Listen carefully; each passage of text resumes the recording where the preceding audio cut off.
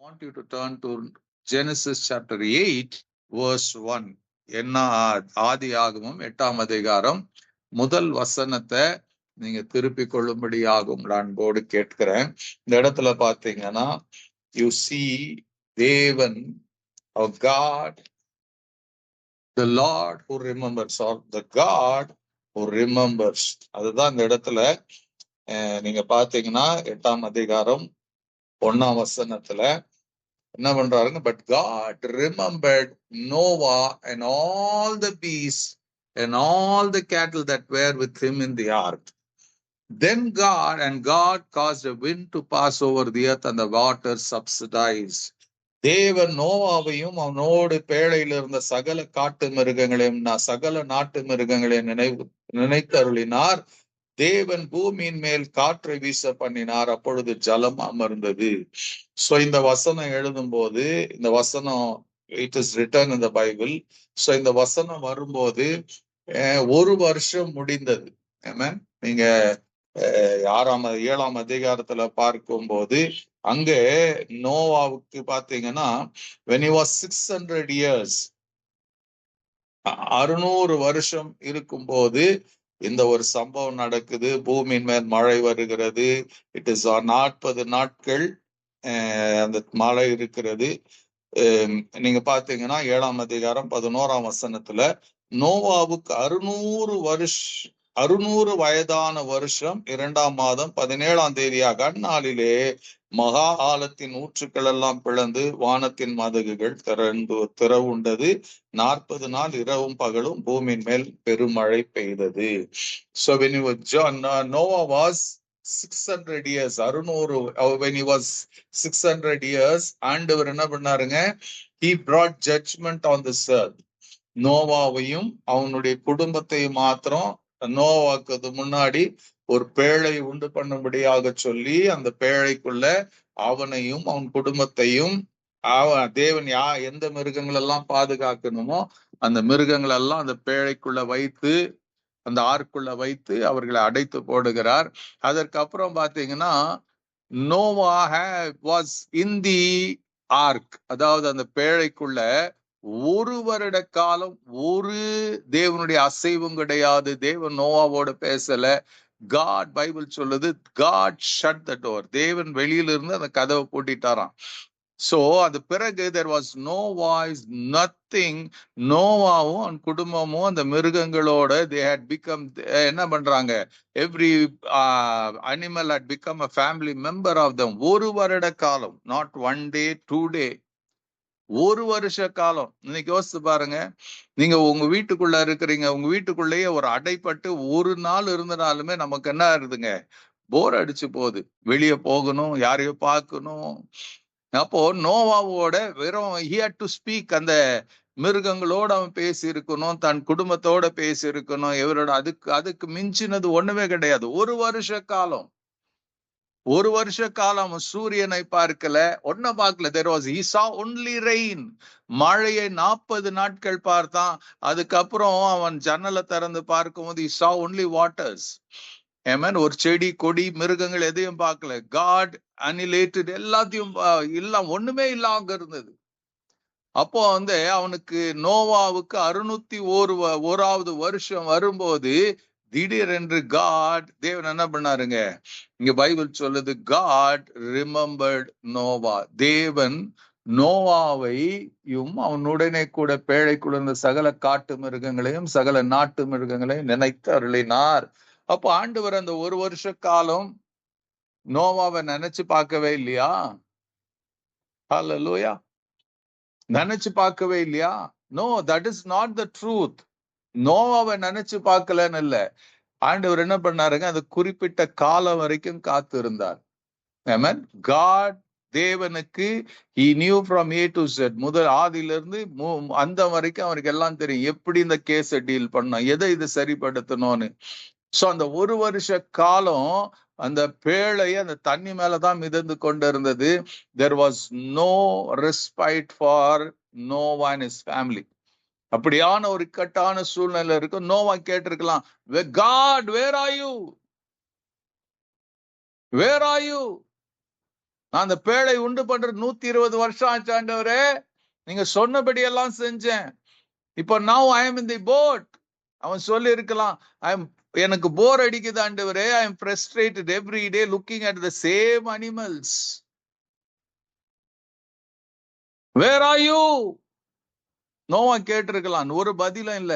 ஆனா அந்த 601 வருஷம் ஆகும்போது God remembered. காரணம் என்னன்னா, his judgment, அவருடைய நியாய தீர்ப்பு நிறைவேறினது.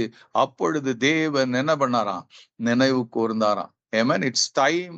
நான் செய்ய வேண்டிய கிரியையை, அற்புதத்தை இன்னொரு விஷயம் நான் செய்வேன். அப்போ 40 நாள் இரவும் பகலும் மழை வந்தது, தேவன் செய்த அற்புதம்.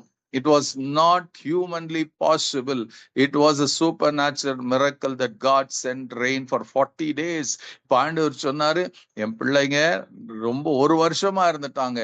Now it's time that I will என்ன என்ட்ரீட் பண்ண போகிறேன், அவங்களுக்கு வேண்டியதை நான் செய்ய போகிறேன்னு சொல்லி தேவன் அந்த நோவாவையும் எல்லாத்தையும் நினைவு கூர்ந்து பைபிள் சொல்லுது. அவர் என்ன பண்ணாராம்? ஒரு காற்றை அனுப்பினாராம். பூமியின் மேல் காற்றை வீச பண்ணினார். அப்பொழுது ஜலம் அமர்ந்தது. The rain, water descended. Hallelujah. The water subsidized. அப்போ நல்லா தெரிஞ்சுக்கங்க, இன்னைக்கு நம்முடைய வாழ்க்கையில அநேக நேரத்துல சில காரியங்கள், நம்முடைய வாழ்க்கையில அநேக நேரத்துல சொல்ல சில காலங்கள், சில காரியங்கள் நம்முடைய வாழ்க்கையில என்ன பண்ணுங்க, நடக்காதது போல இருக்கும். தேவன் ஜெபத்தை கேட்காதது போல இருக்கும். தேவன் நமக்கு நினைவு கூறாதது போல இருக்கும். தேவன் நம்மை பார்க்காதது போல இருக்கும். அந்த நேரத்துல நமக்கு நிறைய தடுமாற்றங்கள் வரும், நிறைய பயங்கள் வரும், நிறைய கலக்கங்கள் வரும். இப்ப அந்த வசனம் எழுதி இருக்குதுன்னா, ஆண்டவர் நோவாவையும் அவன் குடும்பத்தையும் மறந்துடல, அவர் நினைவு கூர்ந்தவராக இருந்தார். He always thought about them. But ஆண்டவர் சொன்னார், இன்னும் கொஞ்ச நாளுப்பா, இன்னும் 2 நாளுப்பா, இன்னும் 1 நாளுப்பா. இந்த ஒரு வருஷ காலம் தனக்குள்ள நோவாவே, நீ கூப்பிடுறது எனக்கு தெரியும், நீ அழுகிறது எனக்கு தெரியும், நீ கதறுகிறது எனக்கு தெரியும், நீ தனிமையில போராடுகிறது எனக்கு தெரியும். ஹல்லேலூயா. பட் ஆண்டவர் தனக்குள்ள சொல்லி கொண்டு இருப்பாரு, ஆண்டவர் நோவாவே இன்னும் ஒரு சில நாட்கள், நோவாவே இன்னும் ஒரு 2 நாள், நோவாவே இன்னும் ஒரு நாள். ஹல்லேலூயா. அத போலதான் இன்னைக்கு உங்களையும் பார்த்து கர்த்தர் அதுதான் சொல்லுவாரு, என் மகனே, என் மகளே, நீங்க ஜெபித்து கொண்டு இருக்கிறீங்க, உங்க பயம் எனக்கு தெரியும், உங்க கலக்கம் எனக்கு தெரியும், உங்க கண்ணீர் எனக்கு தெரியும், உங்க போராட்டம் எனக்கு தெரியும், நீங்க ஏமாந்து கொண்டு இருக்கிறது தெரியும், உங்களுக்கு துரோகம் நடந்து கொண்டு இருக்கிறது எனக்கு தெரியும், நீங்க ஏமாற்றப்பட்டு கொண்டு இருக்கிறது எனக்கு தெரியும். ஆனாலும் நான் தெரியாதவன் போல இருக்கிறேன்னு நினைச்சுக்காதீங்க, எனக்கு ஒண்ணும் தெரியாதுன்னு நினைச்சுக்காதீங்க. ஹல்லேலூயா. அவர் சொல்ல, நான் உங்களை ஆராய்ந்து அறிந்து இருக்கிறேம்மா, அப்பா, நான் உங்களை பத்தி எனக்கு எல்லாம் தெரியும். ஹல்லேலூயா. இன்னும் ஒரு சில நாட்கள், இன்னும் ஒரு சில நாட்கள், இன்னும் ஒரு 2 நாள், இன்னும் ஒரு 2 நாள், இன்னும் ஒரு நாள் காத்திருப்பாயா? என்னுடைய அற்புதத்தின் மகிமை வெளிப்பட நீ காத்திருப்பாயா? Will you wait for my miracle? இல்ல நீ ஏதாகிலும் துணிகரமா செஞ்சு உன்னை நீ ஏமாற்றிக் கொள்ள போகிறாயா?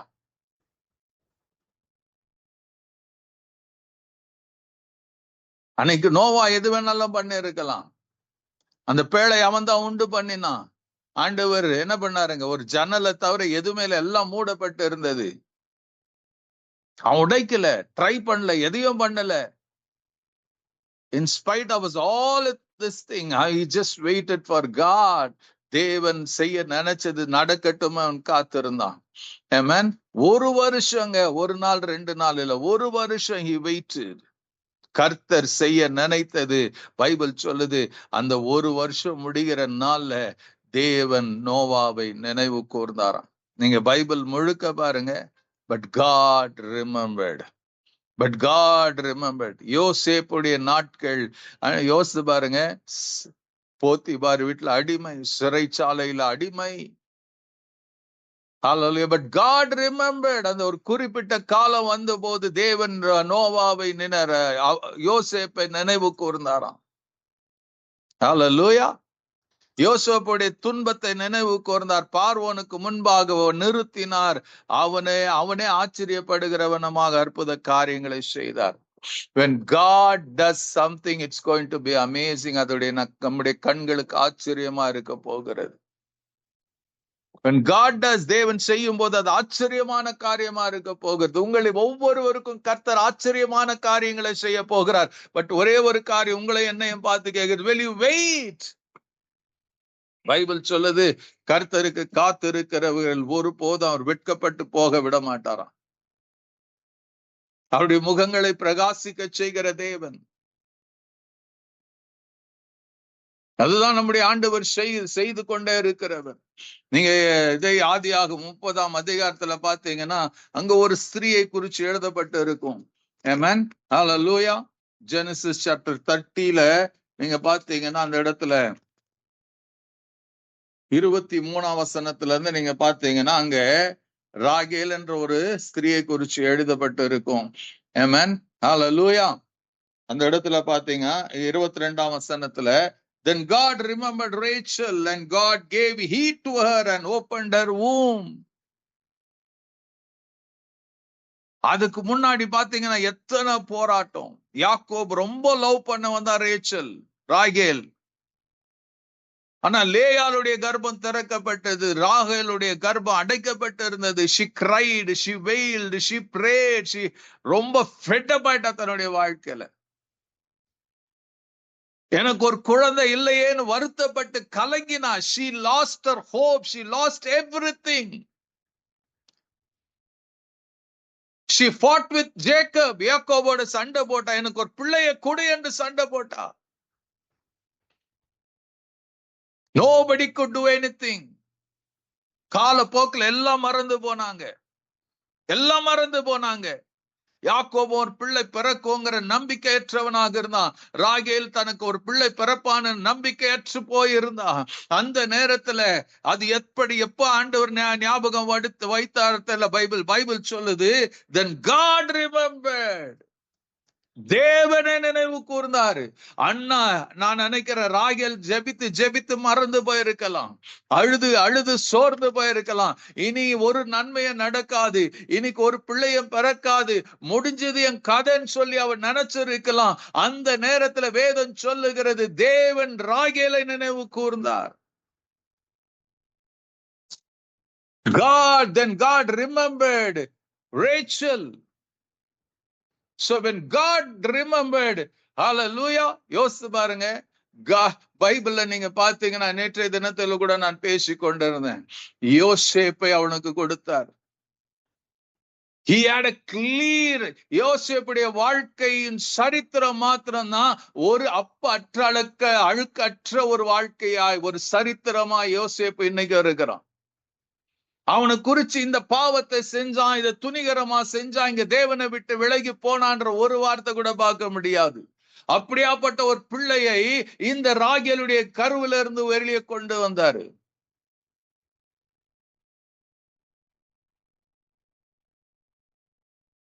He lived like Jesus before Jesus. பாவமற்றவனாக இருந்தான். யோசித்து பாருங்க, நல்லா தெரிஞ்சுக்கங்க. உங்க ஜெபம் டினை ஆகல, உங்க ஜெபத்துக்கு பதில் கொடுக்க மாட்டேன், செய்ய மாட்டேன் ஆண்டவர் சொல்ல.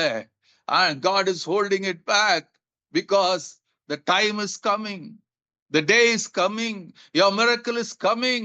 ஒரே ஒரு காரியம் நான் இங்க பைபிள் சொல்லுது, God remembered.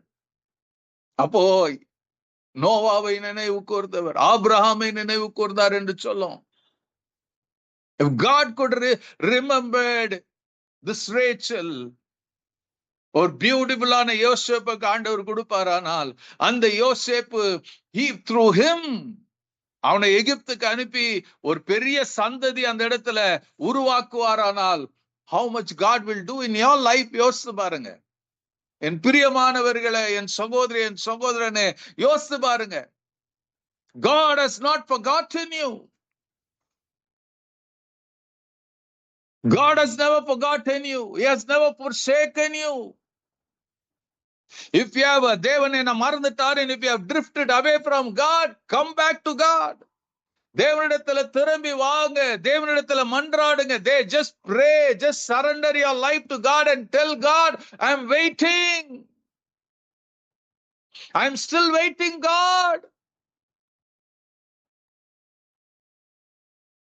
பைபிள்ல நோவாவை நினைவு கூர்ந்தார், ஆபிரகாமை நினைவு கூர்ந்தார், லோத்தனை Bible if it is written, ராகேலை நினைவு கூர்ந்தார், அன்னாலை நினைவு கூர்ந்தார் எழுதப்பட்டு இருக்கிறது. If God could say write those things in this holy scriptures, ஞாபகத்துல வச்சுக்கங்க, உங்க பேர் இங்க எழுதப்படாம இருக்கலாம். இந்த புக் ஆஃப் ரிமெம்பரன்ஸ் ஆண்டவர் உங்க பேரை எழுதி வச்சிருக்கிறாரு. ஆமென். அந்த காலம் வரும்போது, அந்த நேரம் வரும்போது, when he looks into the book of remember, அவர் சொல்லுவாரு, this is the time I remember this person. என் மகனே, என் மகளே, நான் நினைவு கூர்ந்திருக்கிறேன், நான் நினைவு கூர்ந்திருக்கிறேன். உன் காத்திருப்பு வீணாய் போகாது, உன் அழுகை வீணாய் போகாது, உன் கண்ணீர் வீணாய் போகாது. அதற்கு ஒரு பதில் உண்டு. உன் கண்ணீரை நான் துருத்தில வைத்திருக்கிறேன், உன் ஜெபத்தை நான் புறமே தள்ளாதவன். என்னை நம்பினபடி, நீ என்னை நம்பினபடினால், பயப்படுகிற நாளில என்னை நம்பினபடினால், யாரும் இல்லாத நேரத்தில் என்னை நம்பினபடினால், because you cried unto me, because you prayed unto me, now I remember, now I answer you in a supernatural way.